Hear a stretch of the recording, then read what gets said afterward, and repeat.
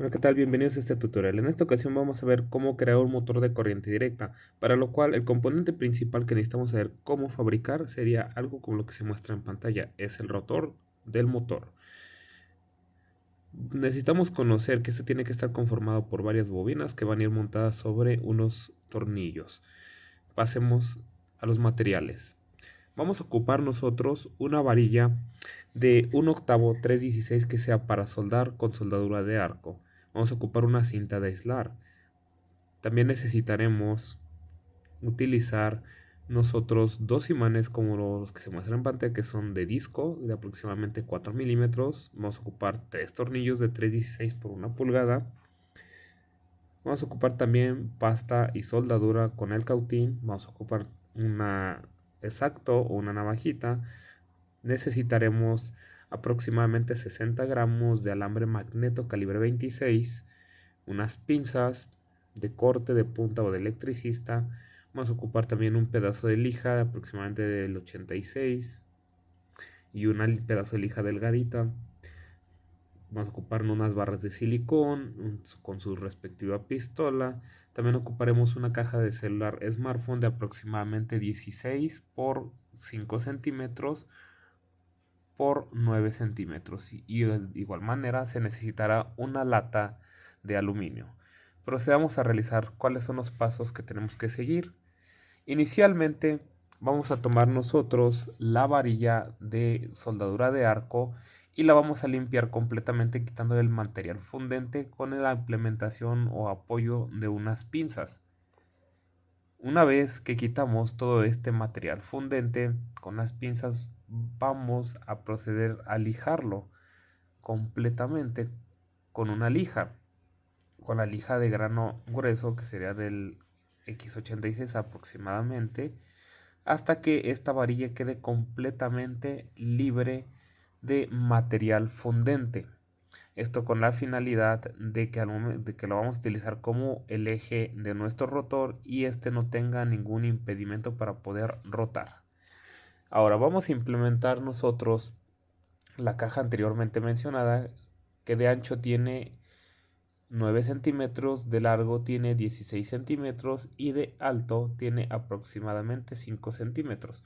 Vamos a realizar unas perforaciones en las tapas laterales que son de aproximadamente 9 por 5 centímetros en la parte central, y por lo alto lo vamos a hacer en un punto aproximado a medio centímetro antes de que terminen los 5 centímetros de alto. Esto con la finalidad de que al momento de que coloquemos nosotros de manera superficial nuestros tornillos montados de manera superficial sobre el eje, verifiquemos que efectivamente nuestra varilla con los tornillos montados no va a tener ningún impedimento para poder rotar una vez fija en esa posición. Una vez que verificamos que tanto montando de manera superficial los imanes y los tornillos no va a tener ningún impedimento para poderse mover, vamos a tomar medidas y aproximadamente a la mitad por lo ancho de los 9 centímetros y por lo alto a medio centímetro antes de que terminen los 5 centímetros de altura vamos a realizar las perforaciones. Nos podemos apoyar con la misma varilla para realizar la perforación dentro de la caja o con la implementación del exacto. Una vez que tenemos las dos perforaciones en ambas tapas de nuestra caja, que va a servir como carcasa del motor, vamos a introducir la varilla aproximadamente a la mitad, bien distribuida. Posteriormente a ello, como siguiente paso, vamos a poner un poco, o más bien algo de silicón caliente en las partes exteriores donde se colocan las perforaciones dentro de la caja, con la finalidad de que el silicón que coloquemos en ese punto nos sirva como tope para que la varilla ya no se mueva de manera lineal. Verificando nuevamente que efectivamente al colocar los tornillos, este no va a tener ningún inconveniente para girar dentro de la caja, no va a toparse ni con la tapa inferior ni con las tapas laterales o los imanes. Procedemos a colocar los topes creados con el silicón.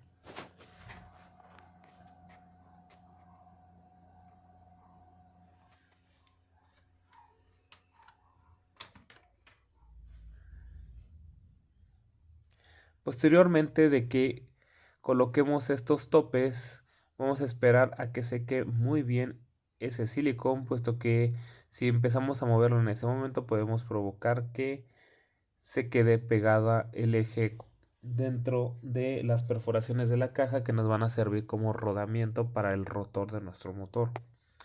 Como siguiente paso, tenemos que realizar nosotros las bobinas, las tenemos que crear.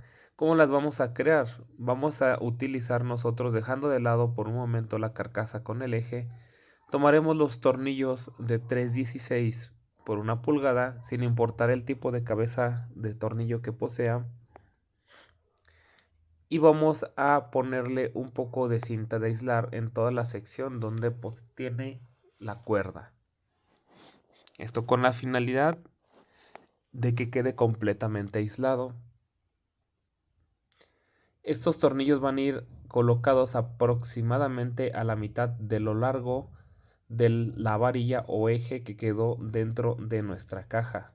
En ese punto lo tenemos que marcar para identificar que es donde van a ir colocados los tornillos, distribuidos alrededor del punto perimetral de una manera uniforme, que significa que tienen que tener la misma separación angular de tornillo a tornillo.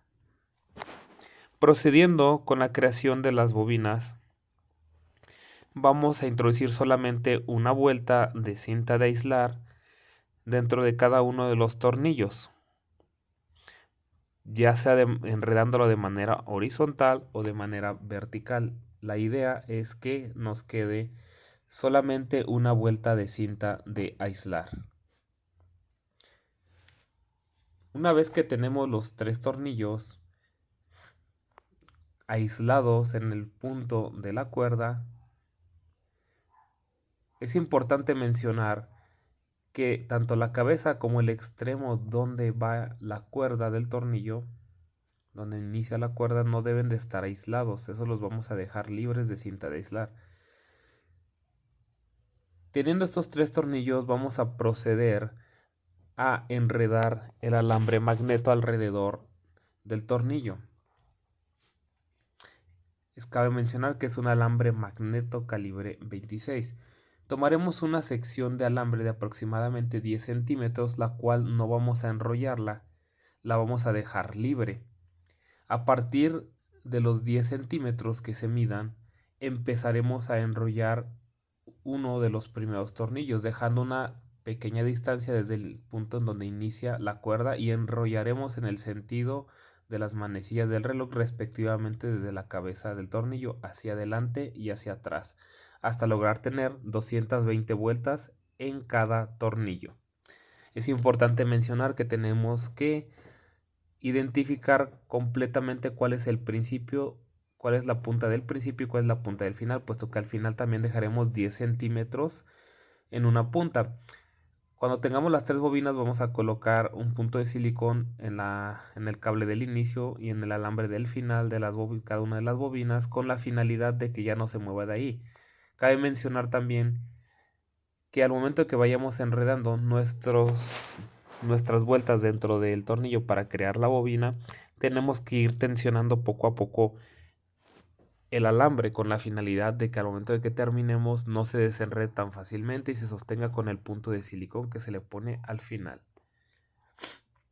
Como siguiente paso, vamos a proceder en el punto del eje anteriormente mencionado cada una de nuestras bobinas, distribuyéndolas de manera uniforme con la misma separación de bobina a bobina, teniendo completamente identificadas el principio y el final de cada una de las bobinas.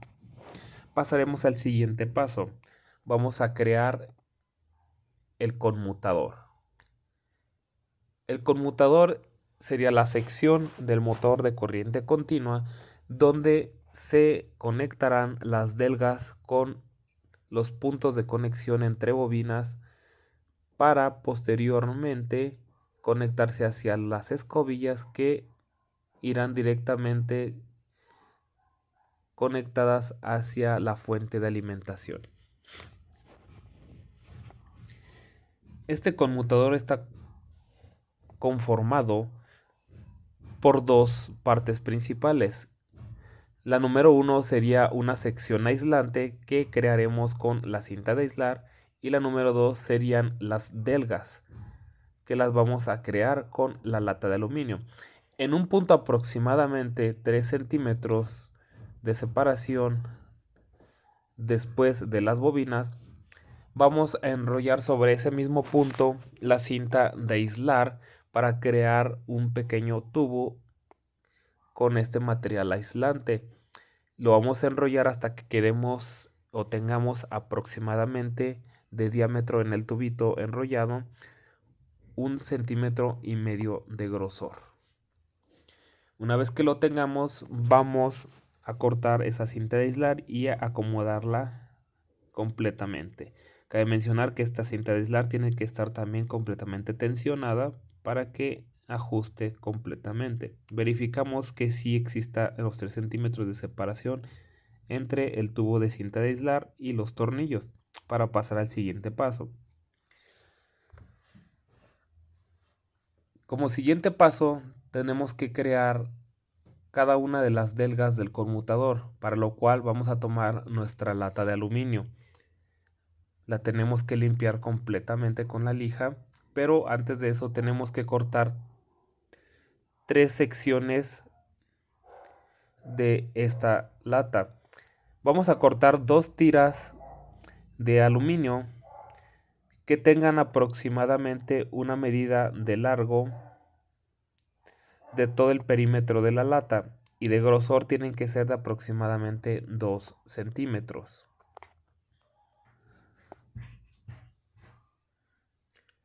Una vez que verificamos que ya tengamos los 2 tramos de lata de aluminio, las 2 tiritas de 2 centímetros que tengan de largo todo el perímetro de la lata,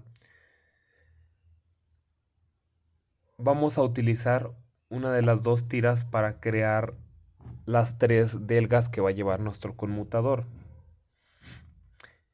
Esto lo vamos a hacer tomando una de las tiras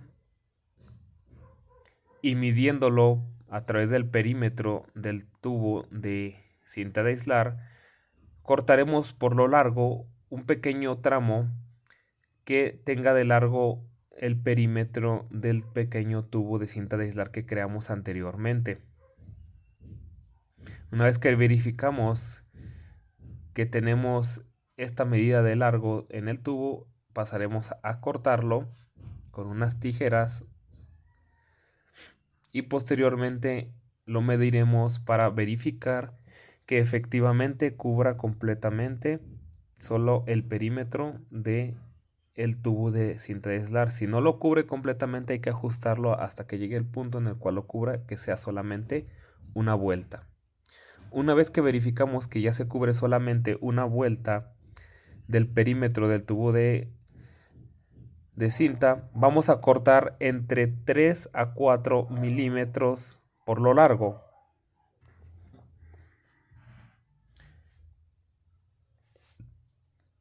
Esto nos servirá para, al momento de que dividamos este tramo en 3 secciones para crear las 3 diferentes delgas, estas puedan estar con una separación milimétrica de delga a delga. Una vez que verificamos que ya no alcanza a cubrir completamente el perímetro del tubo de cinta de aislar, lo dividimos en partes iguales, en 3 partes iguales por lo largo. Posteriormente a eso, con la implementación de la lija vamos a limpiar muy bien la presencia de pintura dentro de las 3 delgas por ambos lados, con la finalidad que haya una muy buena conectividad. En el siguiente paso vamos a identificar cada una de las puntas de las bobinas, cuál es el principio y cuál es el final, con la finalidad de tenerlos muy bien identificados para poder realizar la interconexión entre ellas.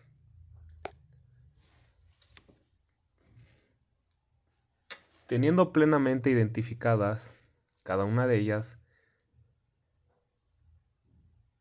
vamos a proceder con la conexión. Identificamos o localizamos cada una de las bobinas como bobina número 1, bobina número 2 y bobina número 3. Tomaremos el final de la bobina número 1 y lo vamos a conectar con el principio de la bobina número 2. Los enredamos un poco para evitar confusiones que puedan salir. Finalmente vamos a tomar el final de la bobina número 2 y conectamos con el principio de la bobina número 3. Enrollamos también un poco para que no confundirnos. Y como última conexión vamos a poner el final de la bobina número 3 con el principio de la bobina número 1. En el paso siguiente vamos a apoyarnos del uso de la lija o de un cúter para raspar toda la superficie perimetral de los alambres de cable con la finalidad de quitarle el esmalte para que exista buen contacto en cada una de las conexiones entre dos alambres. Posterior a ello, con el uso de la pasta y la soldadura y nuestro cautín, vamos a proceder a soldar estos puntos de conexión. Tomando una medida de lo largo de aproximadamente 5 centímetros, recortaremos los 3 puntos de conexión que creamos entre dos cables de las dos diferentes bobinas. Una vez que ya los tenemos limpios de esmalte, las puntas, nada más, y vi completamente bien enrolladas las 3 conexiones, verificamos que cada una de las conexiones sí coincida en lo largo para poderse conectar con las delgas que van a ir en el conmutador. Posterior a ello, utilizando una pistola de calor o un cautín, vamos a proceder a soldar cada una de nuestras 3 conexiones. Inicialmente ponemos un poco de pasta para ayudar a la soldadura a que se adhiera completamente bien dentro de las conexiones. Posterior a ello, ya sea con la implementación de una pistola de calor o con un cautín, soldaremos estas puntas. En el paso siguiente se procederá a realizar la colocación de las 3 delgas alrededor del perímetro del conmutador por medio de silicón caliente.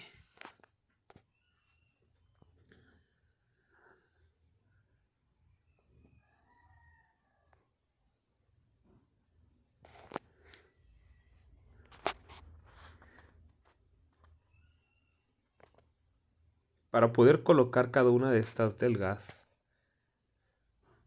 requerimos conocer que tiene que existir un muy buen punto de contacto entre la conexión de las bobinas y la delga respectiva que van a ir interconectadas.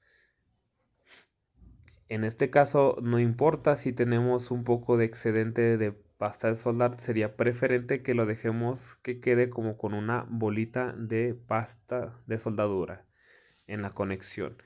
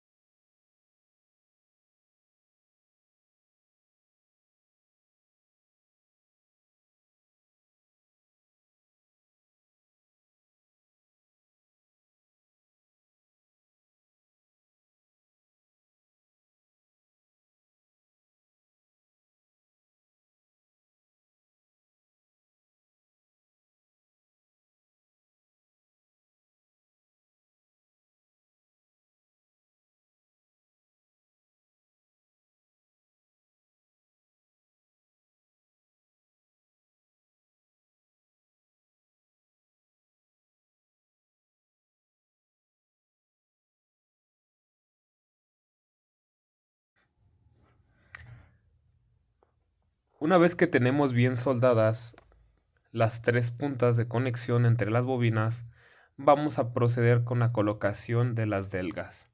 Como habíamos mencionado, se van a colocar con el uso de silicón o con cola loca.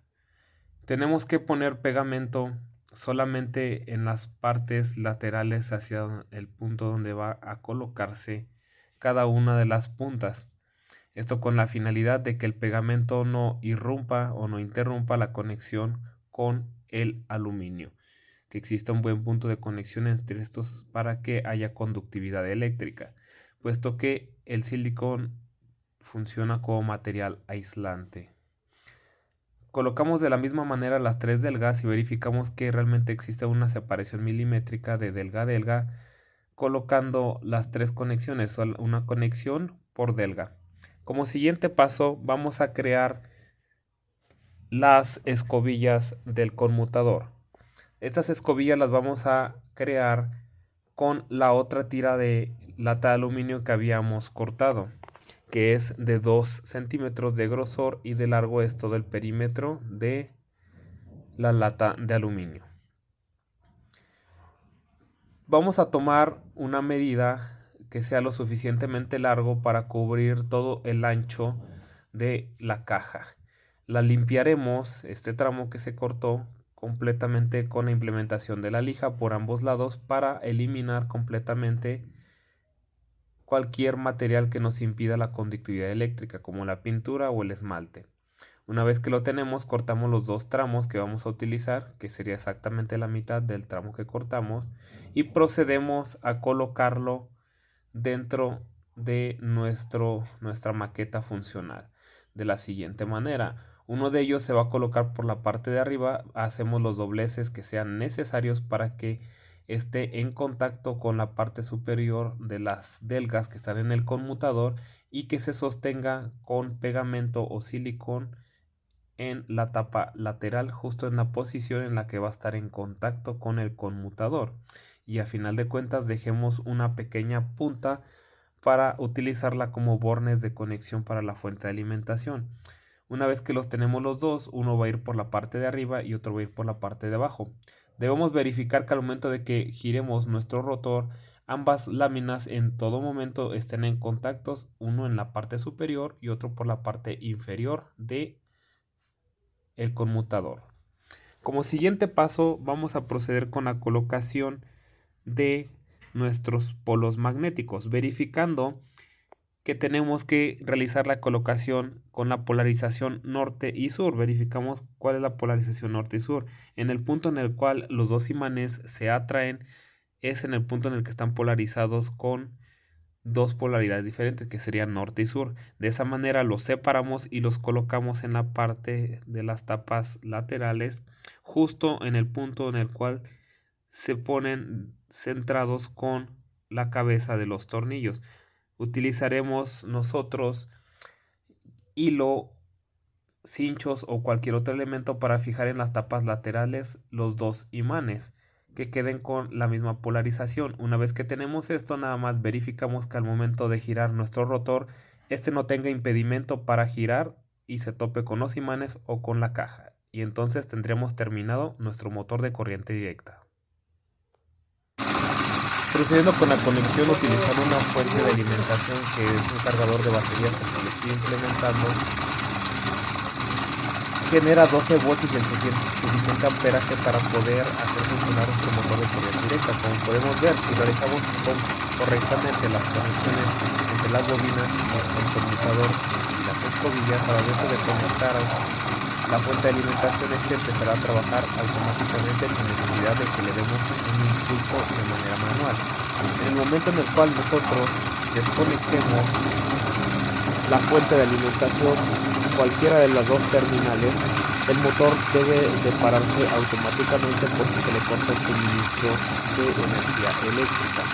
Por lo tanto, no va a haber flujo de electrones a través de las bobinas que incluyan una modificación del campo magnético para que el rotor gire. Procediendo con ello, desconectamos y conectamos varias veces para verificar que efectivamente por sí mismo se detenga y comience a trabajar. Y esto sería todo por este tutorial. Nos vemos en demás tutoriales.